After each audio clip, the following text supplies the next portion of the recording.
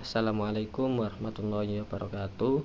Perkenalkan, nama saya Muhammad Umam Hasan Al-Farabi dengan NIM 240202110254 dari kelas Q Hukum Ekonomi Syariah. Di sini saya akan menjelaskan beberapa poin. Yang pertama yakni 15 asas dalam hukum, yang kedua 3 aliran dalam filsafat, dan yang ketiga yakni kaidah sosial.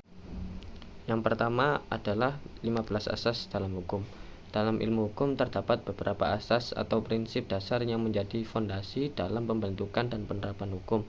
Di antaranya adalah asas legalitas, yakni tidak ada hukuman tanpa undang-undang, asas keadilan, asas kepastian hukum, dan asas kemanfaatan. Selain itu, ada asas persamaan di hadapan hukum, asas praduga tak bersalah, asas retroaktif hanya untuk kepentingan terdakwa, dan asas tidak dapat dihukum 2 kali atas perbuatan yang sama. Asas lain yang juga penting termasuk asas itikat baik, asas kebebasan berkontrak, asas otonomi kehendak, asas keseimbangan, asas perlindungan hukum, serta asas transparansi dan akuntabilitas. Keseluruhan asas tersebut berfungsi sebagai panduan dalam menegakkan keadilan dan menjaga ketertiban dalam kehidupan masyarakat. Yang kedua adalah 3 aliran dalam filsafat hukum. Dalam kajian filsafat hukum dikenal 3 aliran pemikiran utama yang menjelaskan tentang sumber dan hakikat hukum. Yang pertama, hukum alam atau natural law adalah aliran yang percaya bahwa hukum bersumber dari nilai-nilai moral dan keadilan yang bersifat universal serta melekat pada kodrat manusia. Aliran ini berpendapat bahwa hukum yang tidak adil bukanlah hukum sejati. Yang kedua, positivisme.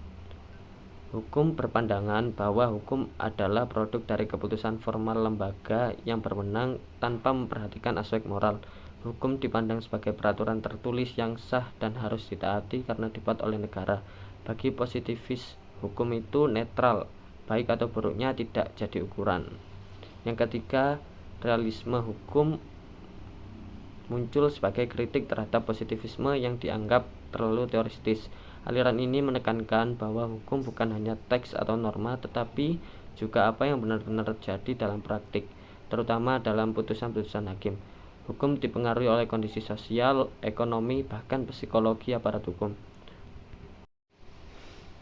Poin yang terakhir yakni kaidah sosial. Terdapat beberapa jenis kaidah sosial yang mengatur perilaku individu.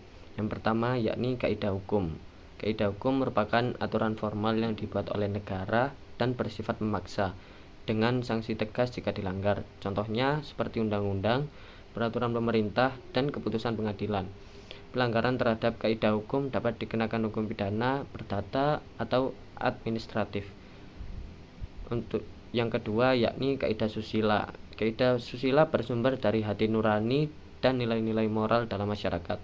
Kaidah ini mengatur tentang perbuatan yang dianggap baik atau buruk menurut akal sehat dan moral.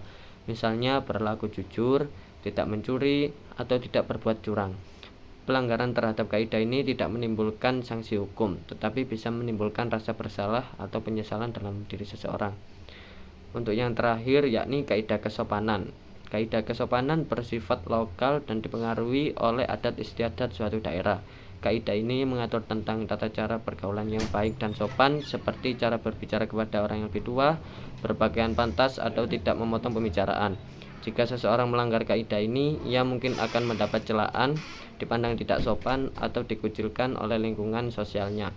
Meskipun tidak tertulis, kaidah ini penting dalam menjaga keharmonisan hidup bersama.